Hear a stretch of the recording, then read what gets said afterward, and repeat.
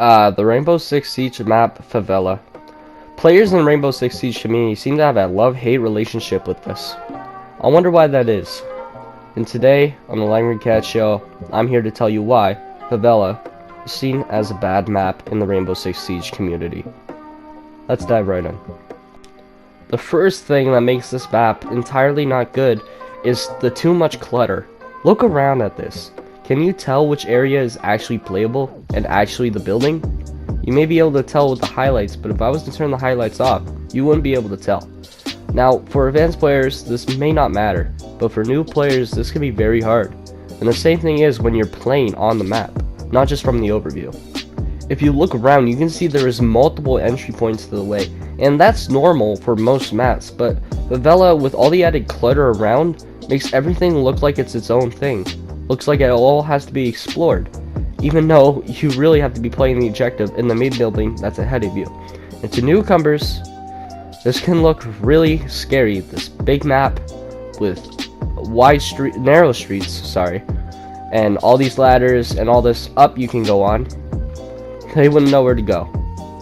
Another reason Favela is seen as such a bad map is its soft wall destruction. Now, a map can have soft walls, but when you have as many as Favela, it's very unfair, especially when they're harboring bomb sites inside of them. Now, you may say, well, with a coordinated team, you could reinforce them all, but really, you can't.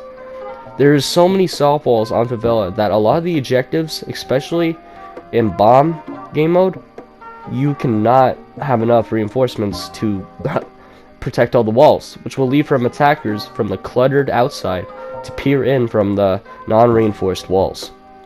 Watch here as I create a sight line from all the way from spawn right basically into the objective. And I do the same thing right here where the objective could also be in a game mode. Now you may say this adds nuance and strategy for the defenders, but really, it just adds annoyance. Third thing to point out about Favela is that its color coding is very niche. What I mean by that is it's not very vibrant. As you can see, I'm in a room with green wallpaper, and mostly everything around me is green and in that contrast. And as I move into here, it's more of a reddish rose pink type of feel. And over by Meth Lab, it would be yellow. The problem with this is, like, the entire area might be color coded, but the color codings are kind of dim. It just feels like that with all the clutter around the map. Look at all this extra stuff, like the coat hanger in front of me, all these lamps, paintings, so many distractions. As I enter here, the moving fan, all the bottles. Now, this isn't even covered as it's shoot-throughable and see-throughable. So it's just not helpful. Now, you may not think that these are enough points to rule out Favela as a bad map, but Siege, the creators of Siege itself and the Siege community agrees that Favela is probably the worst map. And it sucks, because Favela has the potential to be a really good map. Now, you can't do anything about all the clutter due to the map being already designed, and if you were to remove the clutter, you might as well make just an entirely new map set in Brazil. Sorry about that. But what you can do is all the soft wall destruction.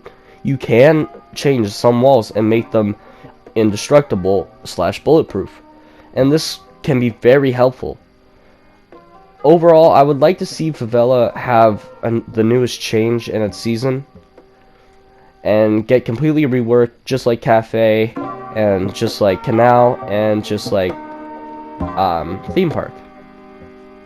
Anyway, that's it for me, guys. I'm Langry Cats. You're watching Siege Information, and I hope you guys enjoy the new outro. Alright, if I land this and I hit the camera with this, you guys gotta subscribe. Fuck!